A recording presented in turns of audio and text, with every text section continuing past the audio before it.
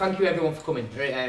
Really appreciate it. I'm Mr. Gross, I'm Head of Performance at Cheadle School, and we're lucky enough that we've got Julia and Frankie who are going to be helping with some of the questions and probably taking the lead on some of the stuff that I can't do, which is really important. We're lucky enough today to introduce Rebecca Adlington. So, long and short of it, this morning and we do S&C sessions, I put on 2008 nostalgia songs, which was like Rihanna and stuff, and some of the children in this room may not have been born then. Yeah, thanks, which makes doesn't me feel mean really old. Thanks. I know, and I felt worse because I thought it was like yesterday.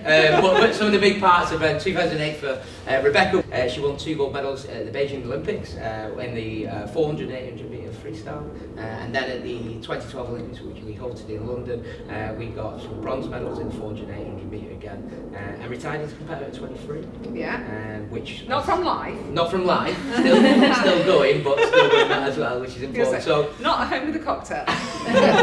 Although she says that now. So just talk to us about kind of the journey from starting out when you first started swimming to kind of a brief overview to when you got to the Olympics. What was that like for you, and what did that look like in terms of the picture?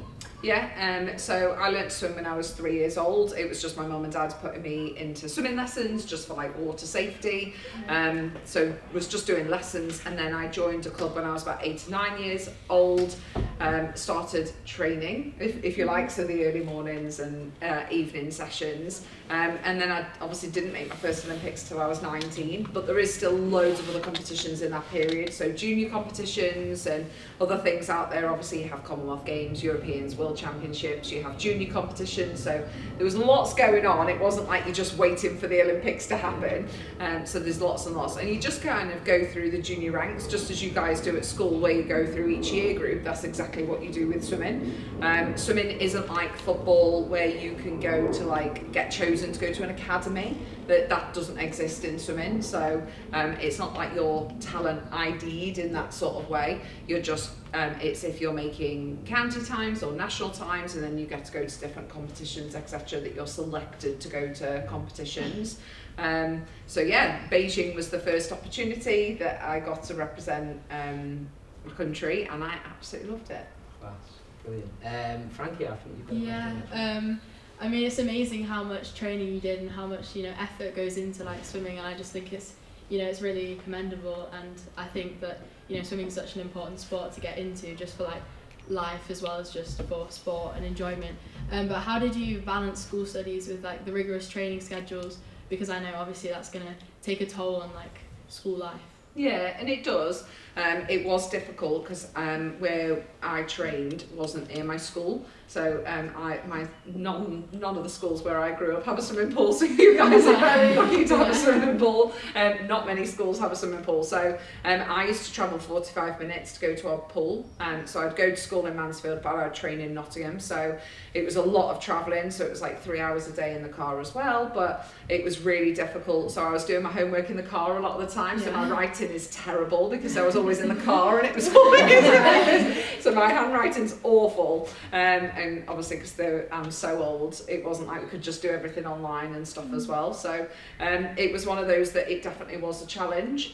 My school were really good though at just kind of helping with that. So my parents would go in and speak to the school and say, this is what Becky's got coming up, these are the competitions she's going to, these are the things that she's trying to do. And the school would go, okay, let's work together. So they'll make sure I'd be going, if I was going on like a training camp abroad, which happened quite a bit, they would send me with the relevant homework, they'd make sure everything was prepped, etc.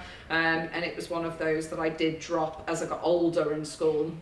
And I was doing like my GCSEs, they allowed me to drop one GCSE, so I wasn't doing as many, just so I could cater to that, just getting all my training done. But it was hard, it was difficult, but I think my parents did such a great job at communicating with the school. I think it's when the communication's not there that it's hard, because the school can't support you if they don't know what's going on. So I think it's that open communication that worked out really well. Yeah, it kind of leads on to Julie's question, isn't it, about schools supporting? Yeah, so other than your parents, contacting the school and whatnot, what role did your school exactly play when you were chasing your ambitions? Well, obviously because we didn't have a pool on site or anything like that, we didn't have a school swim team, so it was kind of like I wasn't able to get involved in anything like that, which was obviously a shame. I wish we had a pool, but the school were really good. There was in particular certain teachers that were really, really brilliant. They would spend extra time with me if I was away on a training camp and something wasn't explained to me in the correct way, because I think you gain so much more when you're in a classroom and you can fully explain things and give examples, where when you're just reading it, it's sometimes harder to digest. So some teachers would spend quite a bit of time with me, whether it was like in break or after school or a different occasion, to explain certain things to me or help me in certain ways, etc., to really just provide that level of support. Because that was just really necessary and needed. So yeah, otherwise that was kind of really it, because the school didn't have any connection to the swimming or anything like that, so it was just that open support of help with schoolwork and help me pass my exams, which I did, so happy days. Would you sometimes have to like delay when you would take tests? So so it's certain exams, if I was going to be away, then they would just say, right, we'll put on the exam the following week, and I'd just be in a classroom by myself doing it, which was absolutely fine. It makes no difference. It's not like you're talking through exams, does it? So it was absolutely fine. But most of the time they wouldn't schedule a competition because everyone there is 16, if you know. So if I was going to I went to a competition called European Juniors, where you compete against everybody in Europe, and everyone's got exams because everyone's the same age. So very often the competitions wouldn't be in school time anyway. It was very rare. It was more if you're going on a training camp, etc., which British Swimming don't schedule those as well. So it was quite rare that happened. So obviously you talked about the balance and making sure you get everything. I think we've got a room full of people who are, you know, one of the good things about the school is that they've all got something that they do outside of the curriculum, and it might be sport, might be athletes, but also we've got some talented musicians, drama, who have a lot of time, like you said, that's taken out. What advice do you give to them people who are experiencing not just the school life, but many different co-curricular lives to kind of balance them studies? What's the advice you would give them? I mean, it's not easy, and it's not something that you're going to have moments that are going to be harder than others. There's going to be things where you're like, oh, I wish I could go to that, or the odd little thing. Of course, it's never going to be the same week in, week out, so you kind of got to treat them differently. But I think just ask us for help and support. I think people will struggle in silence, or people won't admit if they're having a tough week, and everyone will have a tough week at different points. One week you could just be in particularly tired that week for no reason, but you just want, every now and again you just have those moments where you're just shattered, aren't you? We all have them. So I think it's at those points just making sure that you ask for help when you can, and at different points, and using that support, etc.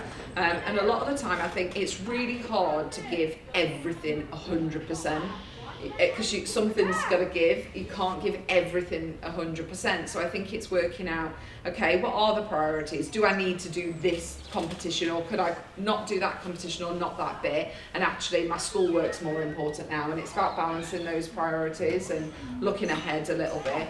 Because there's going to be some weeks where the schools could support you and something fundamental isn't happening, but then the second week there could be really something really fundamental at school that they can't miss, and you've got to give it that attention. What was your kind of thing that you really struggled to keep on top of when you were in school and the swimming commitments? What was, it could be anything, what do you think it was?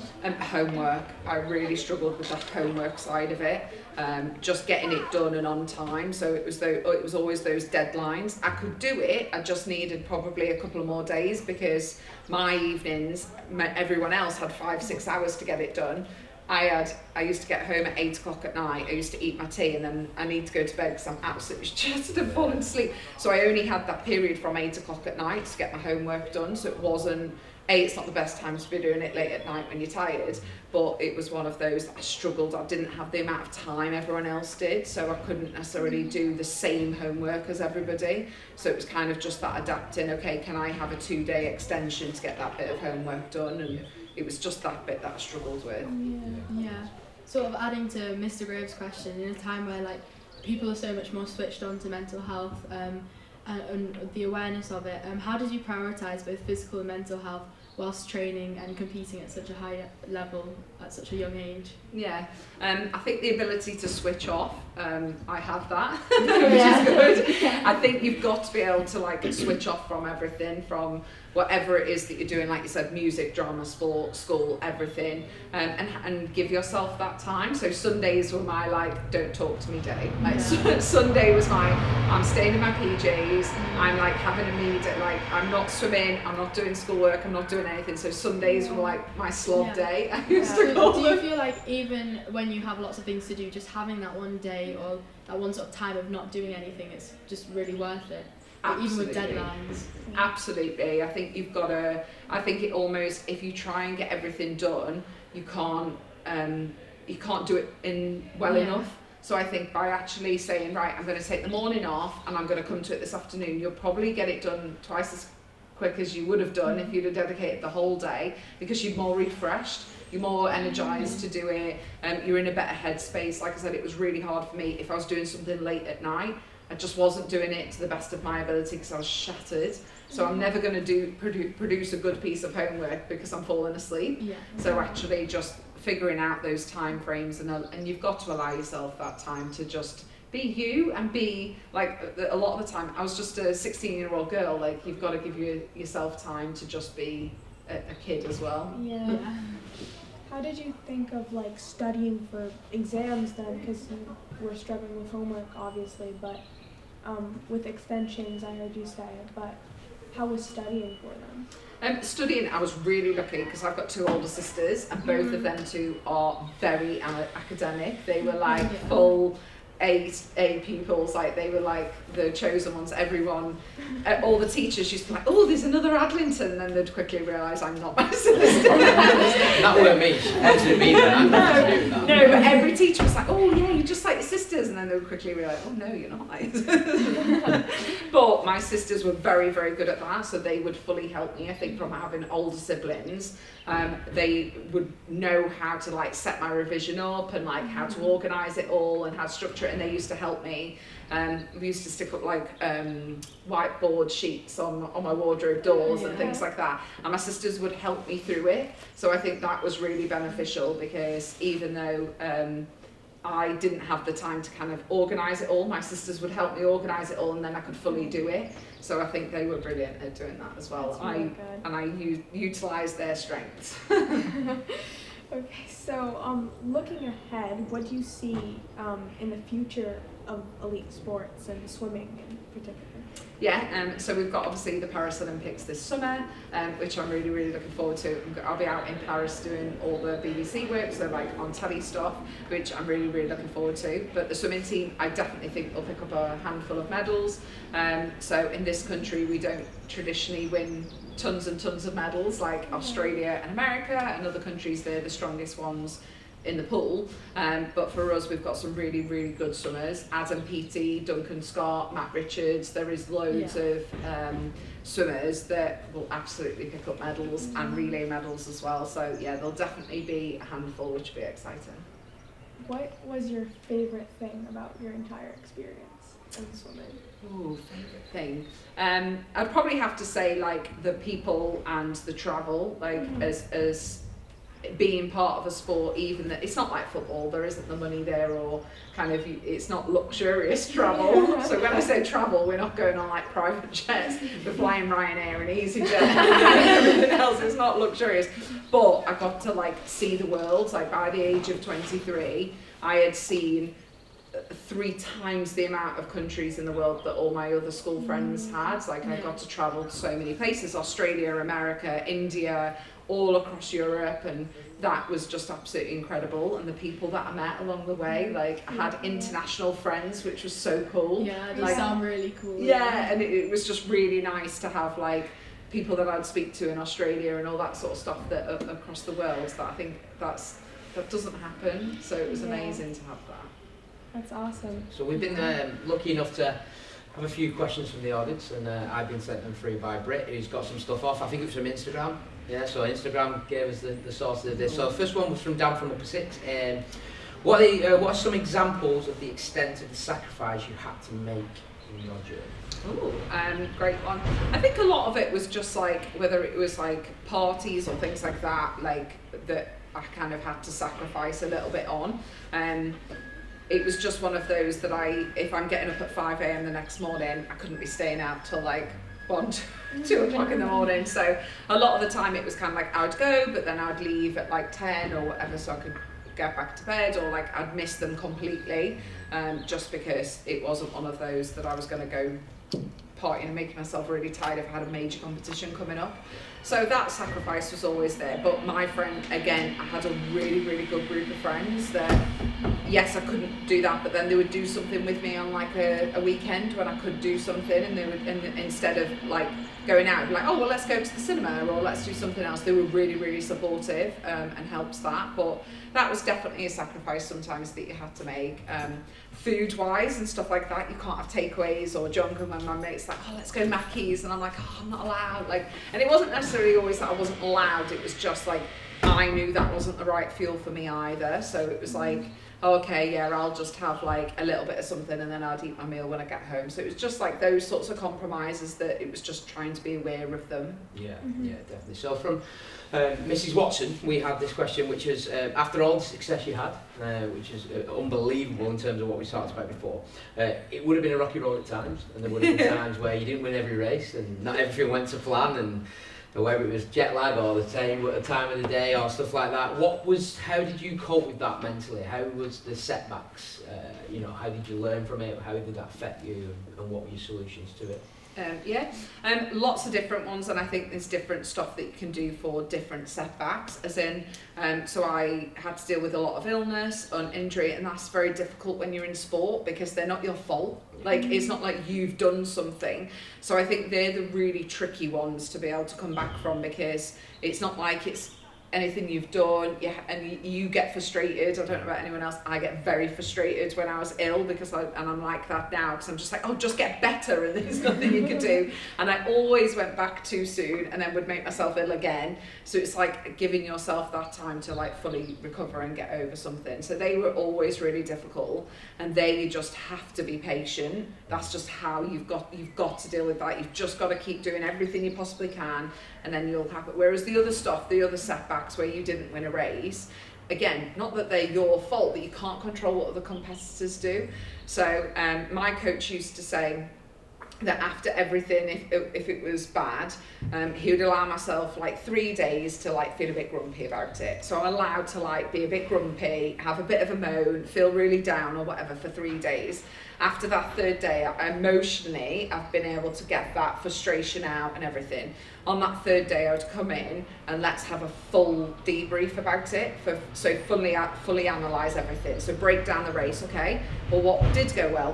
What didn't go well? How did you feel? What did you do differently on the day? Like literally break down from the minute I woke up to the minute of that competition, and really, really break it down. And what can I learn from that, and what are we going to put right for next time? So I think that debrief is really key to understanding how you can move forward, because otherwise you'll just not have your confidence knocked. Whereas actually, if you use it in a positive to say, actually, there was some good things, and actually let's put these right, you're going to gain in confidence with that. So I'm sure there's people in this room who go through it. It's not just in swimming. You'll go through setbacks in all different things, and it's a very similar way of doing it. Yeah. There's nobody in life, no matter who you choose, I don't care whether it's Messi or like a Michael Phelps or like a Beyonce, everybody has setbacks no matter what walk of life you're in, and they're kind of part and parcel of your journey.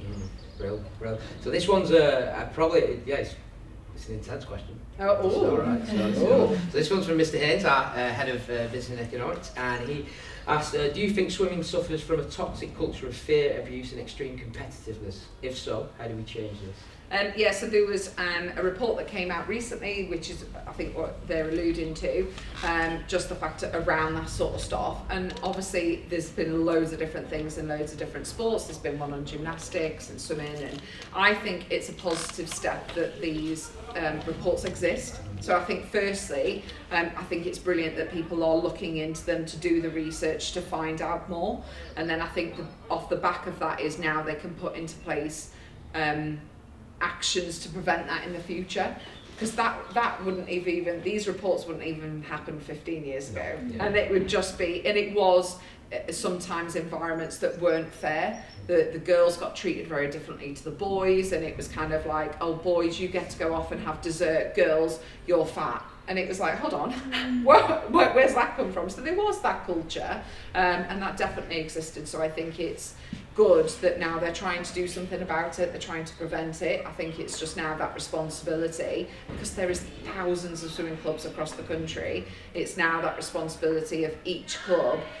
Okay, what can we unpick from that study that was done? What can we look at and what can we put right? And that has to come down to that responsibility of every single club, which is difficult, I appreciate, but hopefully they are taking those actions. Yeah, really, really interesting. So, sadly, that's all we've got time for today. Obviously, these lovely students have got a thing called period 4 where they have to get through and do They actually have to do something. No, but it's just a massive thank you, I'm sure. Yeah, honestly. thank you very much. It's No, been really thank interesting you. talking to you. And yeah, it's just really nice to sort of get some advice on some things that obviously relate to swimming, but also some skills and like different things that you learn can be transferred into different sports and different areas. Aww. Yeah. Thank you for having me. No, thank you as well. I know you've won a lot of Olympic medals. You are the first live guest on the Ed podcast. So, put it into context, top 3. I mean, top 2, so which one's more important, this or the medals? Just. Oh yeah, definitely, it's got to be this. Yeah, I was just checking. I was just checking. I was 5 for medals.